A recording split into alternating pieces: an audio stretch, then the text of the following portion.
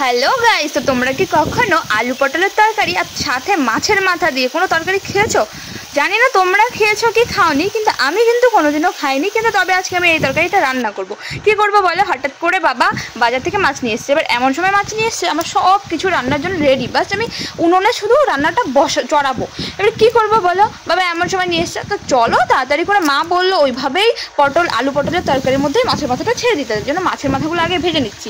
অনেকগুলো মাছের মাথা নিয়ে এসছে। এবার এতগুলো মাছের মাথা ভাজতেও সময় লাগে বলো, আর মাছের মাথা ভাজতে আমার খুব ভয় লাগে, যেন একটু ঢেকে ঢেকে ভাজলাম। তো এরপরে চলো আমি তেলের মধ্যে শুকনো লঙ্কা আর গরম মশলার গোটা গরম মশলা যে লাগে আর জিরা সব কিছু ফোড়ন দিয়ে দিলাম আলু পটলের তরকারিটা করার জন্য। দেখো কড়াইটার মধ্যে এর আগে একটা জিনিস ভেজেছিলাম, যার জন্য কড়াইটা একটু কালো কালো হয়ে গেছে। তো তোমরা সেটাকে অ্যাভয়েড করো আর রান্নাটাতে ধ্যান দাও।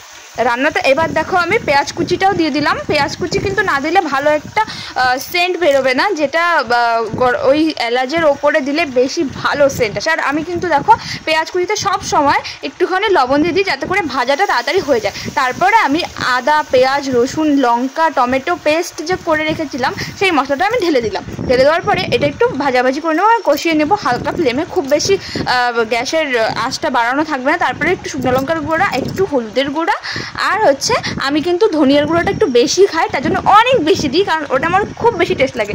তোমরাও ট্রাই করে দেখবা, ধনিয়ার গুঁড়োটা বেশি দিলে কিন্তু টেস্ট লাগে বেশি। তারপরে আমি পরিমাণ মতো লবণ দিয়ে দিলাম, যেটা তরকারির হিসেবে ঠিক আছে।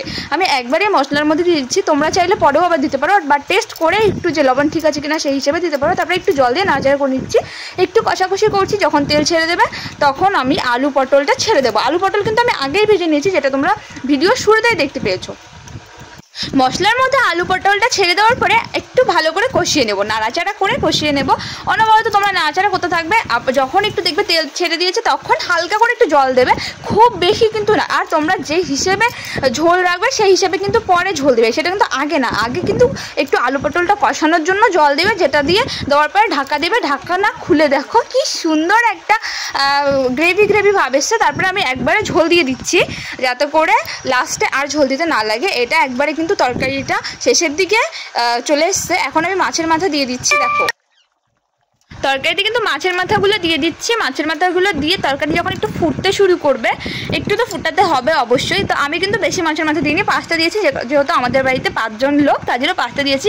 তারপরে আমি একটু কস্তুরি মেথি দিলাম, এটা তোমরা ইচ্ছে হলে দিতেও পারো, নাও দিতে পারো। এটা কি সেন্টটা ভালো আনার জন্য এটা দেওয়া হয়, আমার তো খুব ভালো লাগে। তোমরা এটাকে স্কিপও করতে পারো, আবার দিতেও পারো। তারপরে আমি দিয়ে দিলাম চায় গরম মশলা।